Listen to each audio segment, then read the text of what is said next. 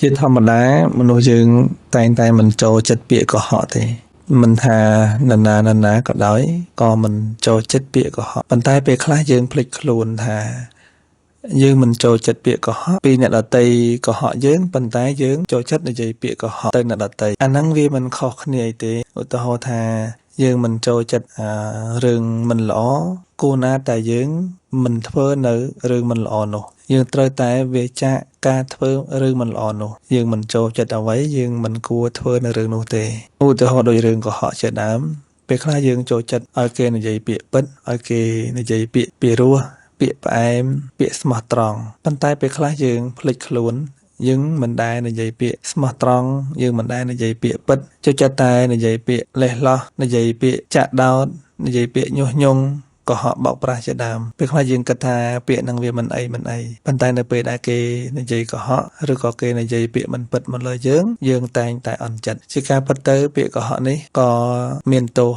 ច្រើនណាស់ដែរទោសទាំងនៅពេលបច្ចុប្បន្ននិងទោសទាំងទៅអនាគតជាតិទោសនៅពេលបច្ចុប្បន្ននេះតែងតែធ្វើឲ្យយើងនឹងសាបសូន្យនៅគុណតម្លៃធ្វើឲ្យគេមើលមកយើងជាមនុស្សគួរឲ្យសង្ស័យឬក៏គេមិនទុកចិត្តមិនជឿជាក់មកលើយើងហើយពេលខ្លះទៅសម្ដីរបស់យើងវាសាបទៅទៀតគេមិនសូវស្ដាប់ទេនេះជាទោសបច្ចុប្បន្នហើយបើសិនជាទោសទៅអនាគតទៅទៀតក៏រឹតតែច្រើន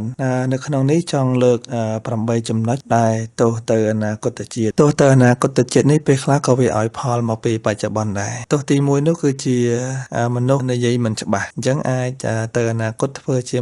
កើតជាមនុស្សហើយជាមនុស្សនិយាយមិនសូវច្បាស់ទេហើយមានធ្មេញហ្នឹងមិនរៀបស្មើហើយមាត់ក៏មានក្លិនស្អុយហើយក្អកចេញចំហាយក្តៅក្អកទៅចេញចំហាយក្តៅពីក្នុងដង្ហើមយើងតែម្ដងហើយភ្នែកហ្នឹង